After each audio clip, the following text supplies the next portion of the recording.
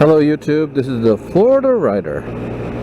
I try not to motovlog from the scooter too much because I know people prefer motorcycles, but not much of a choice today because I had to have it serviced. So, I'm on the scooter again. And we're going a blistering 40 miles an hour. The main reason I had my scooter serviced today was because the warranty runs out on Tuesday. Yes, that's right. As of Tuesday, I'll have had this tiny little scooter for 2 years, and I still love it. I've got 12,000 miles on it. Because I had it, let's see, for 10 months before I got my motorcycle, and I didn't really care that it was a scooter. I still was on 2 wheels, and I couldn't have been happier. And it still makes me smile. Like I said yesterday, it's a great little city runabout, or sometimes when you have to go a bit further, but not too much further. For example, I'm in the south end of the county right now, and I don't normally come this far on it, but that's where the place where I bought it is, and they give me really good deals on servicing, and they're nice, and they're efficient. What more could I ask for? This scooter, a Kymco, came with a factory warranty of 2 years, and I did have to use it twice, but that's it. And other than that, it's just been routine servicing and general maintenance.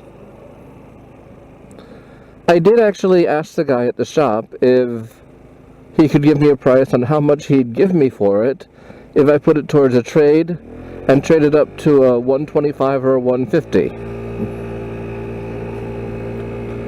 And he did a very, very good job, actually.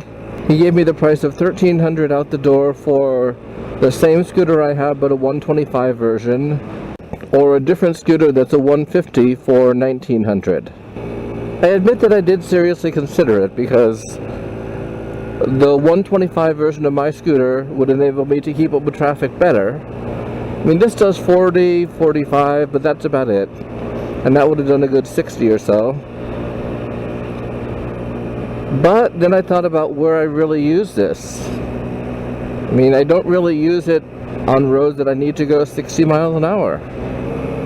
The other thing is that it would have come with a brand new 2-year warranty, and I like warranties. I really do. They're very good things to have when things go wrong.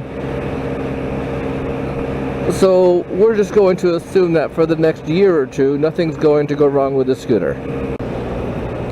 I noticed that Motonicity and Chase rented scooters when they were in San Francisco recently, and although there hasn't really been a full report on them, nor do we know if there will be, they appear to have had fun on them, and that's awesome. I'm not really sure why so many motorcyclists don't like scooters.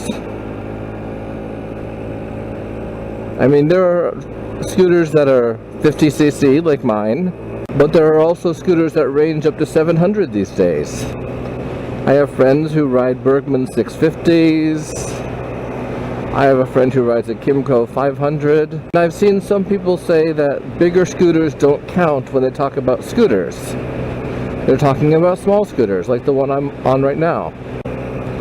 I'm here to tell you that there's been a scooter revolution recently, and a lot of scooters are almost just like motorcycles these days.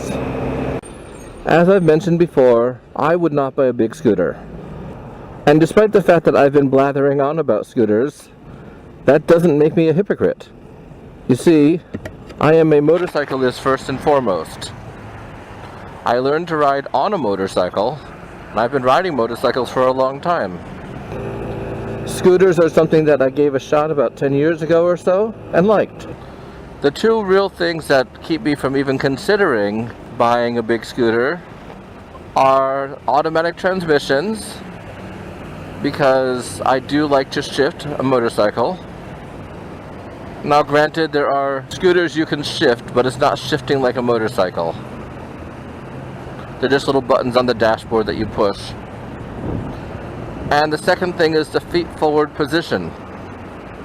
I don't like having my feet in front of me on bigger bikes. Granted, I have test-ridden cruisers and have no problem continuing to do so in the future, but the riding position just isn't something that I would like on a daily basis. And there's nothing wrong with it. If that's what you like, that's fantastic. It's just not for me.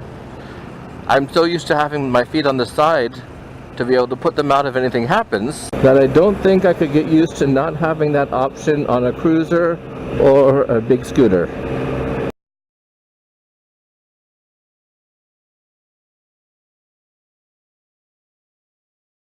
And then of course there's the grocery store. Let's say you get 5 bags of groceries at the grocery store and try to bring those home on your sports bike or your cruiser. Not gonna happen. On this thing, no problem. I do it all the time. So yes, even after 2 years, I still do love my little scooter. And I didn't trade it in. I decided to keep it, despite the fact that I still had a look. Maybe we'll revisit the whole issue next year. See, I use logic when making expensive purchases. I don't fall in love with something and say, oh my god, I've got to have that, it's the best thing on the planet I've ever seen, and buy it and then figure out how to pay for it. I see if I like something, figure out how to pay for it, and then buy it. And currently I have no payments other than my house payment. I don't have a scooter payment, I don't have a car payment, I don't have a motorcycle payment. And I hate owing money.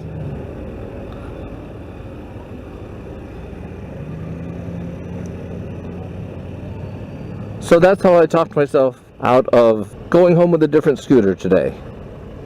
Because it was definitely possible. And I have no regrets about it. There are things in life you need. I don't need a new scooter. That's just all there is to it. And so I didn't go home with a new scooter. I am running out of storage. I keep my motorcycle and my scooter in a shed, and the shed's only a 2-bike shed. So maybe I need a new shed. No, actually I don't need a new shed. The purpose of buying the size shed that I did was so that I could not overdo things, shall we say. Anyway, this is a Florida rider stuck in perpetual traffic because of road construction that will never end, despite what we're told. Signing off. Goodbye.